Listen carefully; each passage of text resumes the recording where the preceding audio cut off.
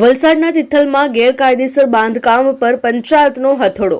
Hotel શ્રીલેખામાં ચાલતું કામ police બંદોબસ્ત સાથે અટકાવી સીલ કરાયું.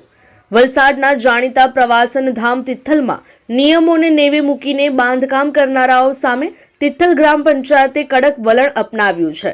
જાણીતી હોટલ શ્રીલેખામાં પંચાયતની મંજૂરી વગર થઈ રહેલા બાંધકામને અટકાવવા ખુદ સરપંચ અને તલાટી પોલીસ કાફલા સાથે મેદાનમાં ઉતર્યા હતા. ત્રણ નોટિસો છતાં સંચાલકો ન સુધરતા આખરે પંચાયતે લાલ આંખ કરી છે. તિથલ ગ્રામ પંચાયતની હદમાં આવેલી હોટલ શ્રીલેખા ફરી એકવાર વિવાદમાં આવી છે. છેલ્લા કેટલાક સમયથી હોટલના ઉપરના માળે ધમધમી રહેલા બાંધકામ પર આજે પંચાયતે બ્રેક મારી દીધી છે. મહત્વની વાત એ છે કે આ બાંધકામ માટે પંચાયત પાસેથી કોઈ પણ પ્રકારની પૂર્વ પરવાનગી લેવામાં આવી નહોતી. તંત્રના જણાવ્યા અનુસાર આ ગેરકાયદેસર બાંધકામ રોકવા માટે હોટલ સંચાલકોને એક બે નહીં પરંતુ 3 વાર નોટિસ ફટકારવામાં આવી હતી.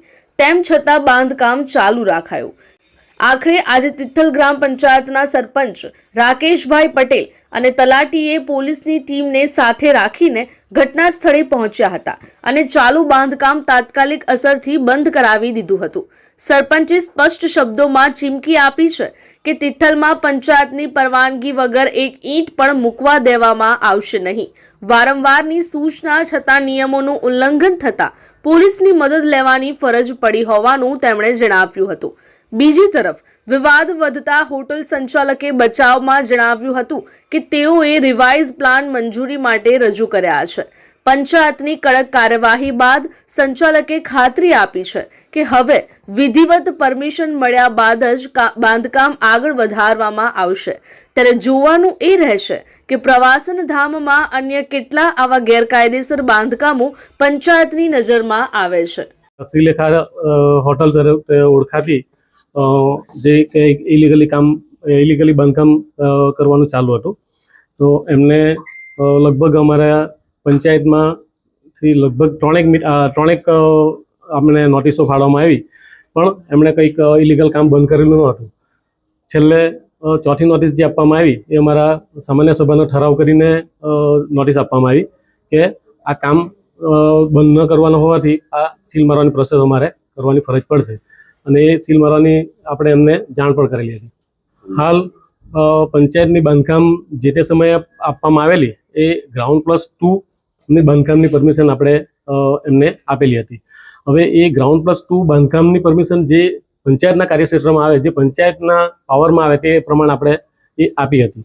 પણ એ લોકો જે બાંધકામ પરમિશન જે માંગવામાં આવી તે બાંધકામ પરમિશન રહેઠાણ માટે માંગવામાં આવેલી હતી, નથી કે હોટલ માટે. અને રહેઠાણ પરમિશન પર એમને હમણાં હોટલનું કામ ચાલે છે. અહીંયા નોટિસ આપણે એમને 2 તારીખથી નોટિસ આપીએ છીએ.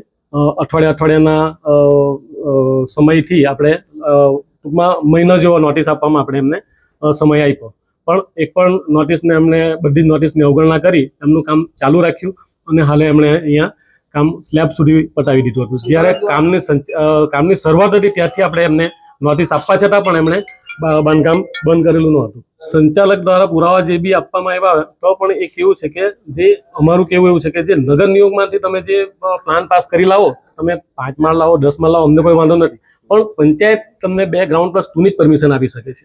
હાલ મારી પંચાયત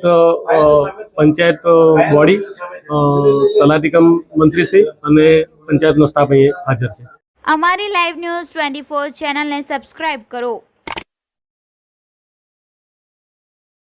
બેલ આઇકોન દબાવો જેથી આવનાર ન્યૂઝ અપડેટ્સની નોટિફિકેશન આપ સુધી સૌથી પહેલા પહોંચે.